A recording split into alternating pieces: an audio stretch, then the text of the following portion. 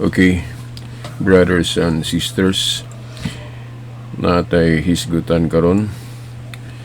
Atong hisgutan karon ang usa ka pamahayag sa usa ka convert no sa Katoliko gikan sa Protestante. Usa ka doktor gyud no. Okay, si Dr. Peter Kreeft no nga usa ka Protestante. Doon natay isgutan sa iyang pamahayag no. Dugay na ni siya nga convert no sa Catholic Church gikan sa Protestante. Okay, atong ipakita ninyo sa no kining iyang mensahe atong basahon. Okay. So mao na siya no si Dr. Peter Kreeft, a former Protestant convert to Catholicism. Matud pa dinhi sa iyang pamahayag, interpretation of the Bible must be done through the Catholic Church. Let 500 people interpret the writings in the Bible privately, and you will soon find 500 new sects founded due to different interpretations. Okay, unsay inyong huna-huna aning mga pulungan niya? Interpretation of the Bible must be done through the Catholic Church. So, siguro ang naasa akong una-huna, kung mga dili Katoliko ang makabasaan moingon gyud nga uy naunsa man na nganong Katoliko raman, nganong dili man pwedeng mo interpret ang mga Protestante o uban pang mga grupo nga naggamit sa Biblia, nganong dili man sila mo interpret Katoliko raman no? Matod pa ni Dr. Peter Kreeft. Now atong ato lang sulayan no og paambit ninyo ang akong reflection ani kay motuo ko aning iyang gipahayag. Disergo ni siya na convert sa Katoliko, daghan na ni siyang nahibaw-an ug nganong nakaingon siya ana. Okay. Now, kung atong tun-an ang Biblia ug nganong nabahin-bahin tang mga Kristiyanos, kay actually daghang nagtuo nato nga inigbasa og Biblia naniguro na nga giyahan gyud sa Espiritu Santo. Magbasa kag Bible, ang Espiritu Santo mo giya man nimo. So og unsay imong nasabtan diha, ato dayong ipasangil nga gigiyahan ta sa Espiritu Santo. O kung ang atong interpretation wala diha sa existing na nga mga relihiyon o grupo, makahuna-huna din ta nga sayop na ila o kay sayop man ang ila, so makahuna-huna na dayon ka nga gisugo ko sa Ginoo nga mag-organize o grupo kay mauning akong nasabtan mauni ang insakto. Daghang gahimo ana parehas ni Ellen White, no, dili lang nato isgutan ang tibok background niya. Si Ellen White nakahimog yung Seventh-day Adventist. Kay kung sa iyang hunahuna ang iyang interpretation sa Biblia, naapalay grupo atong panahon ng mutakdo gyud sa iyang nasabtan, di na to siya maghimo pa og grupo niadtong 1863 sa Amerika. So dapat ka nakahimo siya grupo nga iya so naagyon siya ang una-una nga walay existing nga grupo ni atong panahon na ang napareha sa iya. Kaya nga nung naghimo pa man siya giya. No, kung na ay existing nga grupo o simbahan nga ang interpretation mutakdo sa iyang interpretation. Nga nung maghimo pa man siya giya nga naa naman ang insakto. So, dapat nga nakahimo siya giya ang grupo, gahuna-huna gid siya nga akin ni mo insakto. Dili ang uban. So mao na og moadto po ta sa Mormonism, sa mga Mormons kanang Latter-day Saints, Church of Christ Latter-day Saints. Mao pod ang interpretation ni Joseph Smith. Siyempre moingon gud siya nga ang iya mo insakto. Kay kung naapalay grupo sa iyang panahon nga mao na to interpretation nga sakto, so nganong maghimo pa man siya giya. Sa atong nahibaw-an noon, ang Mormons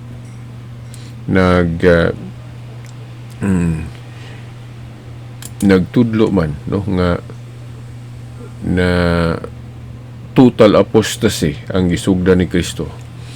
Mao nang siyempre wala na yung sakto. So mauto nga siya sa kapropeta maingon nga gisugo sa Ginoo nga mo restore sa insaktong pagtulunan. Mao na. So ingon na. So then ang uban pod mo ato puta sa Iglesia ni Kristo mao pod si Felix Manalo, Katoliko man to, dayon nagbalhin-balhin og laing relihiyon. Dayon nakita niya kung siya mga sayo pod atong iyang gibalhinan.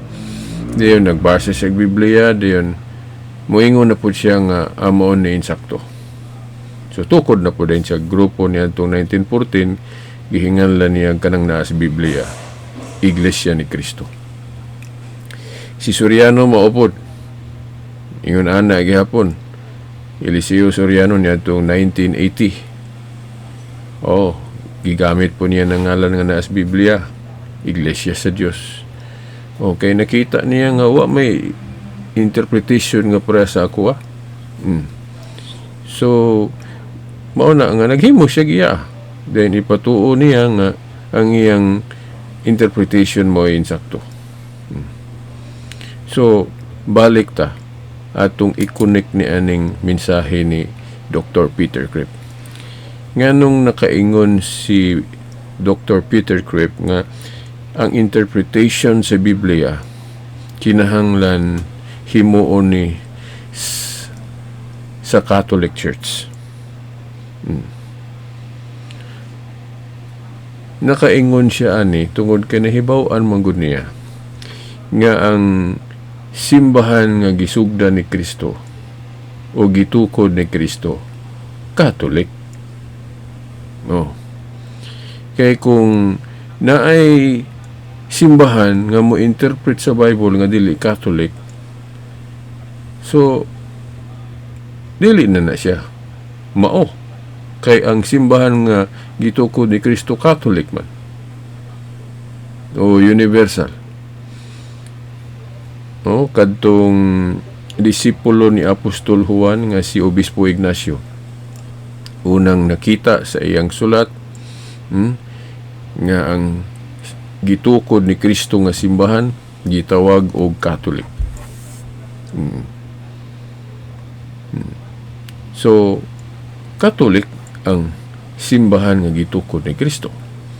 Unya kung basahon na to ang Mateo 18:17 hangtod sa 18, gipakita ni Kristo diha nga bisan siya na ay authority, na aniya tanang authority, iya pa yung gipakita diha nga ang iyang simbahan nga gisugdan na apoy authority. Okay, kung basahon na to ng Mateo 18:17 hangtod sa 18, giingon man diha nga ang dili maminaw kuno sa iyang iglesia o simbahan pagaisipon nga maniningil sa buwis, buti pasabot makasasala kay kadtong tax collector sa ilang panahon, makasasala man. So buot ipasabot kana dieng mutuo ta ni Kristo, mutuo po ta sa iyang simbahan. Okay, ang iyang simbahan o iglesia lawas man niya nga mistiko. Unya matud pa ni Apostol Pablo sa unang Timoteo 3:15, ang simbahan nga gitukod ni Kristo haligi man og sukaranan sa kamatuoran. So kung haligi og sukaranan sa kamatuoran ang simbahan o iglesia nga gisugdan ni Kristo, so maminaw kita ani. Unya nganong moingon man tag Catholic na. Wala mo masayop si Obispo Ignacio. Ang mga iglesia ni Kristo moingon man nga dili kuno na Catholic, sayop kuno si Ignacio. Nganong nasayop man si Ignacio pag ingon niya nga Catholic ang iglesia ni Kristo nga tinuod. Nganong nakaingon man sila ana nga si Kristo mismo nag-ingon man sa Marcos 11:17, kung wa ko masayop, nag-ingon si Kristo nga ang balay sa Dios pagatawgon og balay sa pagampo og alang sa tanang kanasuran. Kanang alang sa tanang kanasuran, kung ato nang move on sa usa ka pulong, universal. Then kung moadto ta sa Greek, combination na mao na Catholic. Sa to pa, sakto si Obispo Ignacio. Sakto si Obispo Ignacio. Sa mao na nga ingon si Dr. Peter Kripp nga ang interpretation of the Bible must be done through the Catholic Church. So mao na kay kung lain nga mo interpret ani grupo nga dili si Kristo mo ay gasugod, ma-private naman na. Kay ang interpretation kinahanglan pagahimuon ni sa gitagaan ni Kristo o gitagaan sa Diyos ug authority. Sa Juan 20:19-23, si Kristo nag-ingon siya, ako gipadala sa amahan o authorized na niya tanang authority ko no. Dayon gahatag po siyang authority siyang mga tinun-an o mga apostol, ang unang mga sakop sa iglesia nga iyang gisugdan o mga apostol. So mao ni naay authority mga apostol. O mao ni ang pasabot niya sa Mateo 18:17 hangtod 18 nga paminaw ni sila kinaaman ni authority. So ato din ng subayon sa history kanang grupo sa mga apostol ug sa ilang mga nakabig, unsa man ang grupuha nga nagpadayon hangtod karon, kay nagpadayon man na kay ang gingharian ni Kristo. Lucas 1:33, dili man mawala, magpadayon man. So unsa man ang grupuha nga sugod sa mga apostoles, sugod ni Kristo gapadayon hangtod karon, Catholic Church man na. So sakto si Dr. Peter Kripp nga kanhi protestante sa iyang pag-ingon nga ang interpretation sa Biblia kinahanglan pagahimuon sa Catholic Church. Kay kung dili Catholic Church o simbahan nga dili gitukod ni Kristo o gisugdan ni Kristo, ma-private na kiwa man ay authority.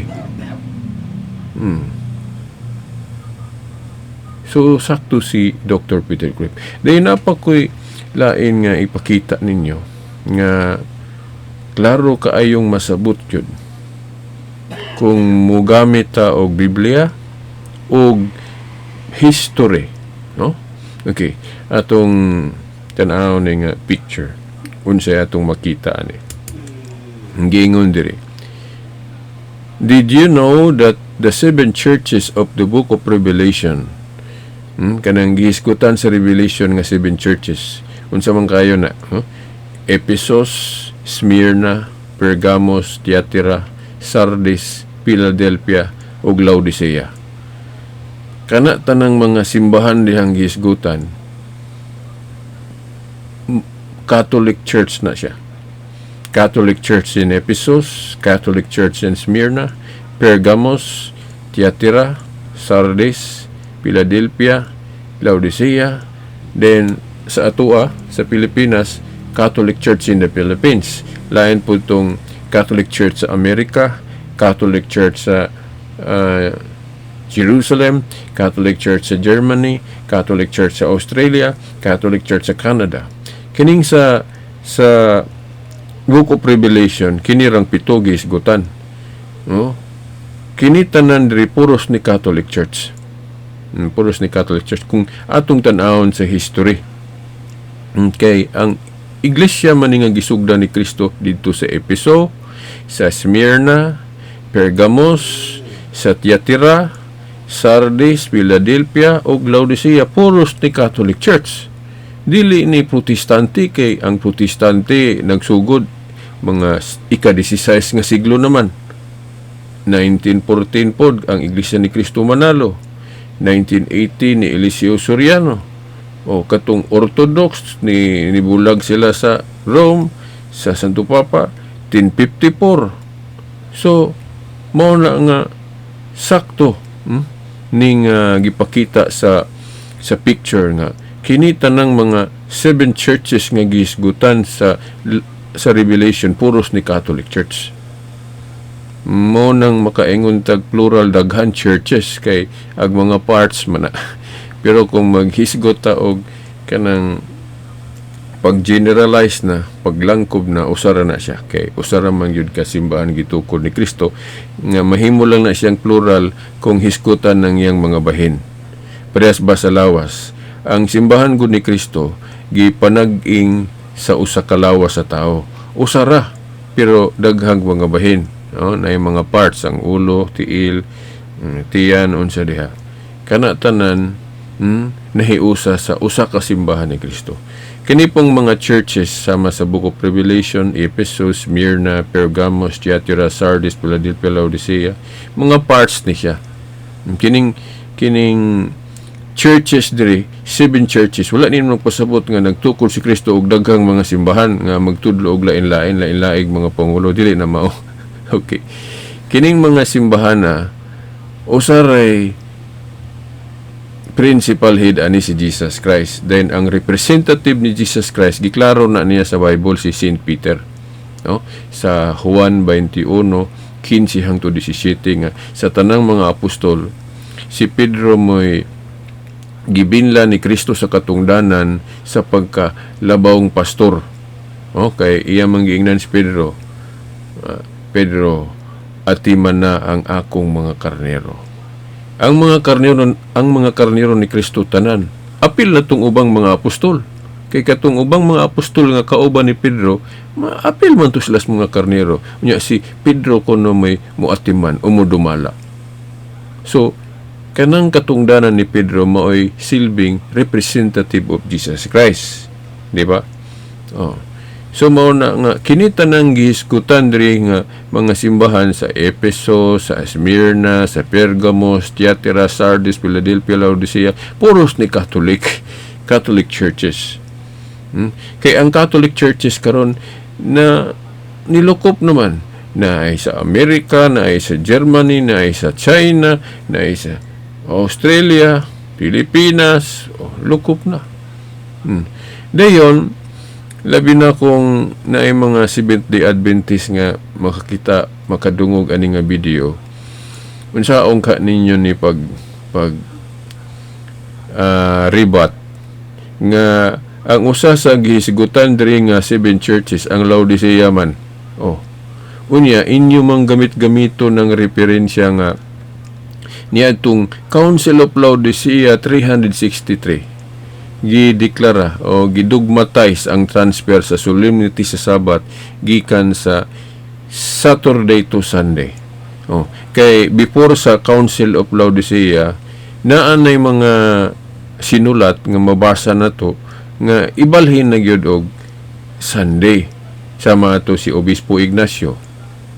Gahisgot naman siya nga dili na Sabat nga Saturday kundi Lord's Day na nga Sunday. Before pa sa Council of Laodicea, hisgutan na ni Saint Ignatius of Antioch, no? The third bishop of Antioch nga si Obispo Ignacio. Ingon siya nga Domingo na. Pero katong iyang deklarasyon dili pa to pinaagig council. Sa Council of Laodicea, council na gyud. Ang pag-ingon nga ang solemnity sa Sabat ibalhin na gikan sa Saturday to Sunday. Nakaron.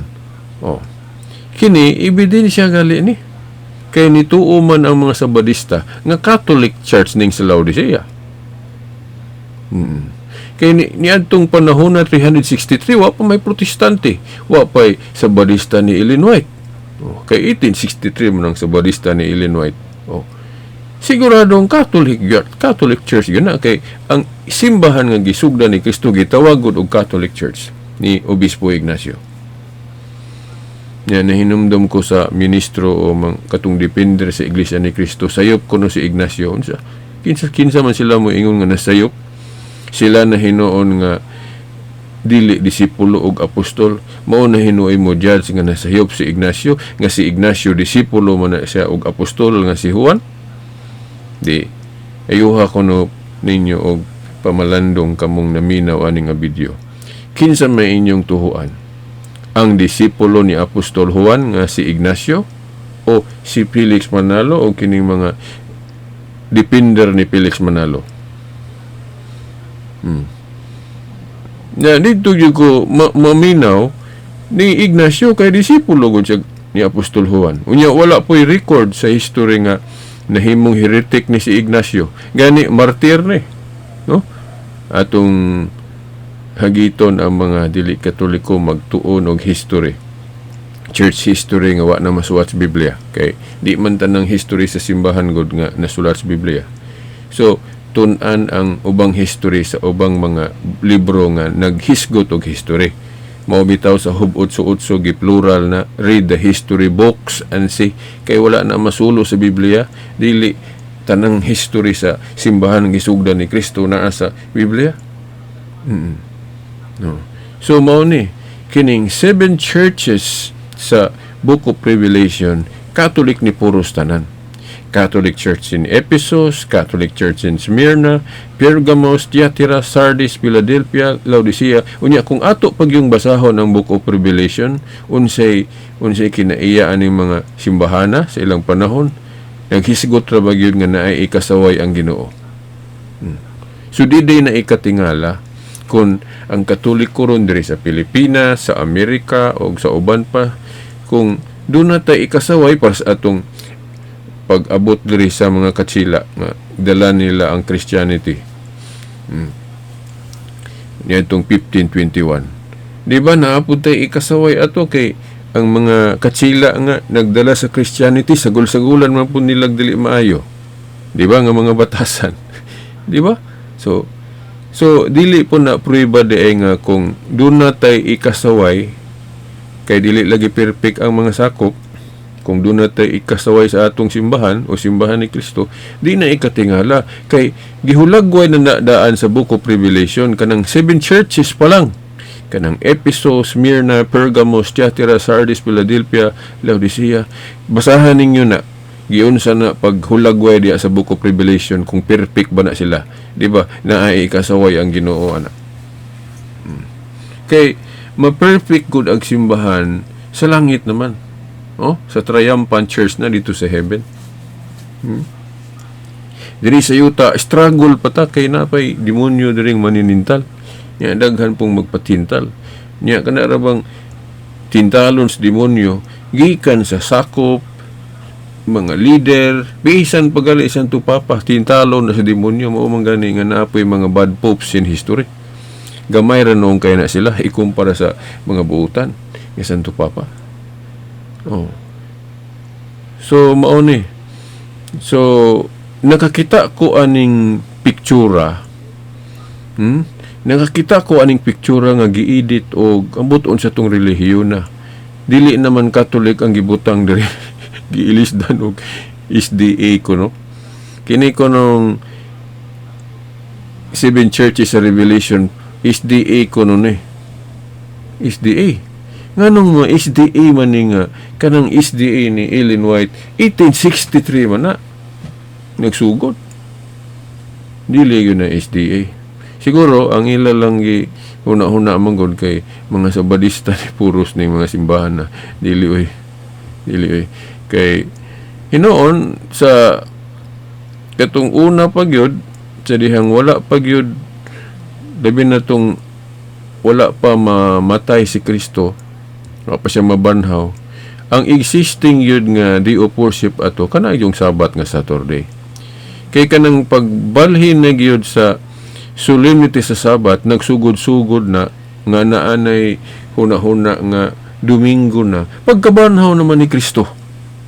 Oh, kay si Kristo ang iyang pamilya god sa dihang wa pa niya hingpit masugdi ang iyang New Covenant Kingdom, ang iyang pamilya Jewish ang Jewish religion. So unsa man ang igpapahulay sa Jewish religion sa Saturday man, munang dili ikatingala nga si Kristo nabatasan niya nga mag-apil-apil sa simba sa mga Hudiyo kay ang ilang relihiyon Jewish man. Pero sa dihang si Kristo nagsugod, natukod na niya, nasugda na niya ang iyang simbahan, dahil katong nabanhaw na siya, dito man na nagsugod-sugod ng pagbantay Domingo. Then, ang disipulo po ni Apostol Juan, gahisgot na ana si Ignacio, pero wala pa na ma-dogmatize pinagig council. Kaya na-dogmatize na pinagig council, kadto namang Council of Laodicea, 363 AD. Oh. Niya, katong si Constantino, before pa man to, 321 or basta kay una pa to sa Council of Laodicea. Katong gihimo ni Constantino. Pero dili si Constantino may gaon na ana. Nakita na niya daan nga ang mga Kristiyano gabantay na ana. Oh, kay si Obispo Ignacio nakahisgot na gud ana. Unya masabot ra bagyod nga dili to buot-buot lang.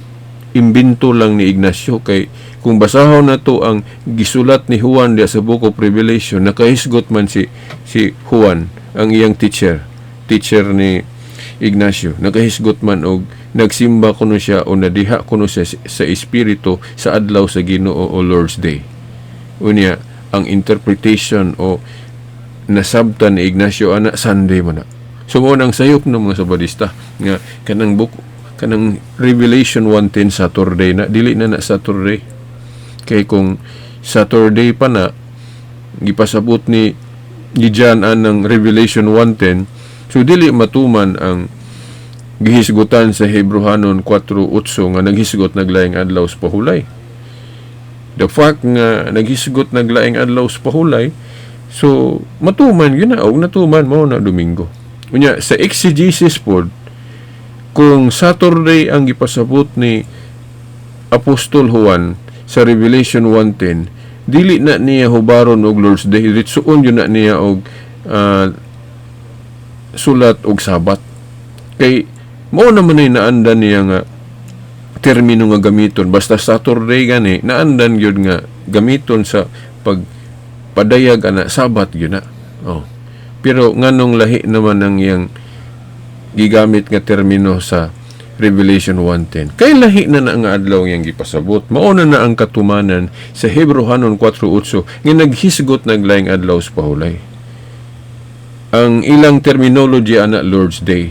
Mauna nga diha sa napulo kasugo sa Katoliko ron sa catechetical formula, Lord's Day na mo gibutang. Mao nang makaingon ng mga sabadista nga, uy, gilisdan mo ng Sabat og Lord's Day diha sa Ten Commandments sa Katoliko. Natural kay katumanan man na sa Sabat. Di ba kung basahon ninyo ng Catechism na amoy mabasa nga ang Lord's Day Sunday fulfillment of the Sabbath? Sa Biblia, sa labi na kung tan-awon sa daang kasabutan, Sabat yun na ang terminong gamiton kay niadtong panahon na Saturday pa man na gitunong. Nya mo po na naandan nga kanang Saturday Sabbath. Pero matud pa ni San Pablo sa Colosas 2:17, shadow observance man ng Saturday Sabbath sa to pa dili pa na mao, gipaabot ang katumanan ana mao na ng Domingo nga gidogmatize ang deklarasyon niadtong o nakanonize na niadtong 363 sa Council of Laodicea. So naklaro na ninyo.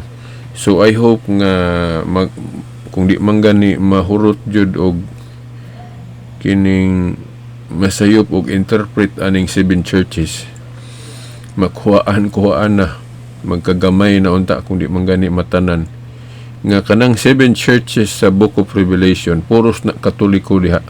Catholic Church in Ephesus, Catholic Church in Smyrna, Pergamo, Thyatira, Sardis, Philadelphia, Laodicea. Kay klaro man na, no? Di day ta mutuo sa giingon ni Ignacio nga disipulo ni Apostol Juan nga Catholic ng Iglesia ni Kristong tinuod. So mao na, no? So kung balikan nato tong giingon ni Dr. Peter Kreeft,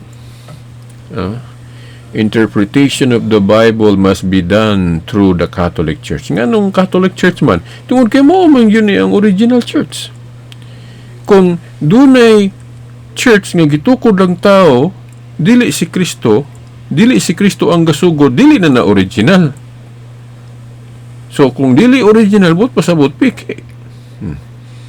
Tumurag yung kwarta, ang original. Ang piki, igurang kakopya, o niya walay authority sa paghimo ana.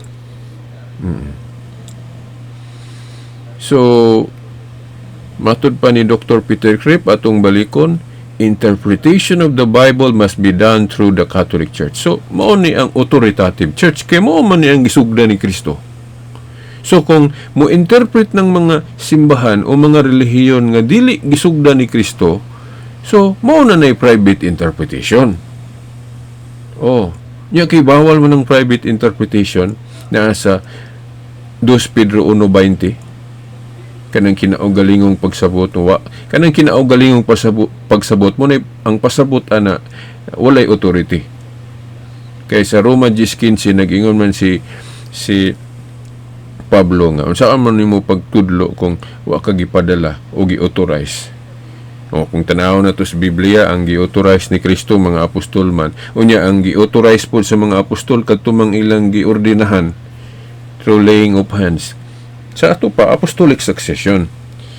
So, kung ang imong relihiyon walay apostolic succession, so dili na mao ang authorize nga simbahan. So, dili na mao ang mo-interpret authoritatively.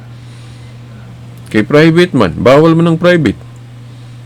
So, sakto si Dr. Peter Kreeft sa iyang pag-ingon, interpretation of the Bible must be done through the Catholic Church. Kung ang tanan palang unta mutuo ani, di kita mabahin-bahin.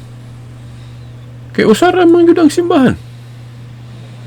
Kining simbahan na ang representative ni Jesus, kanang Pope, kay mo man ang katungdanan ni Peter nga gisangunan ni Kristo nga maoy mo pastor, mahimong universal pastor kay naago dito ang ubang mga apostol niya nga nung si Pedro ramang iyang giingnan nga Pedro ati man na ako mga karnero.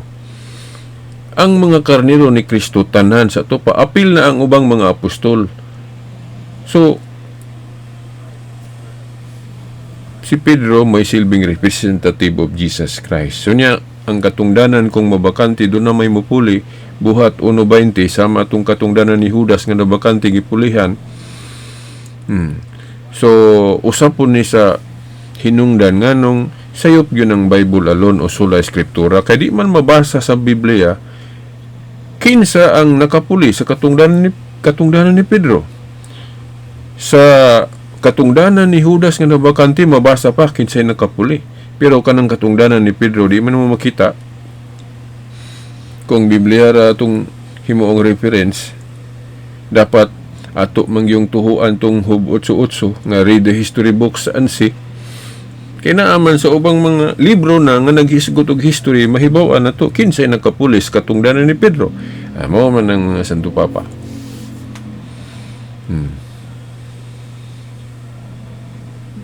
Nya kung magisgotag mga leader, dili man na ma-perfect na to ang life kay si Pedro gani o nasipyat man to.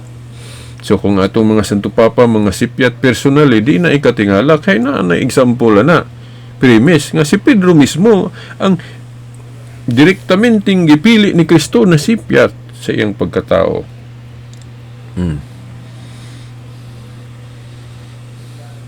Katugaling gitugyanan siya ni Kristo og mga yawi sa gingharian sa langit, gipili na siya. Gihimo na siyang bikar. Sa kung basahon tong Mateo 16, 18, 19 sa unahan nga bersikulo, nasipyat na si Pedro kay giingnan ko siyang Kristo pahawa sa tanas. So kung mahimo daytang leader sa simbahan, dili din ang garantiya nga mahimo na dayong perfect na dayon ta dili oy. Kisa man goy perfect na to aning kalibutan na karon. Okay. So mao na nga sakto si Dr. Peter Kreeft. Dali man ka kini former Protestant guni. Kung gusto mo mahibalo sa history yun niya, tibuok conversion story niya, kuan lang, iskana lang ninyo sa YouTube. Dr. Peter Kreeft sa iyang conversion story, no? Dili ni basta-basta, no? Professor ni kung sayop sa Boston College, professor ni siya. Okay. Philosopher po ni siya, no? Si Dr. Peter Kreeft. So kini lang sa den ang uban sa sunod na pod, no? Ang wa na to may siguti aning video.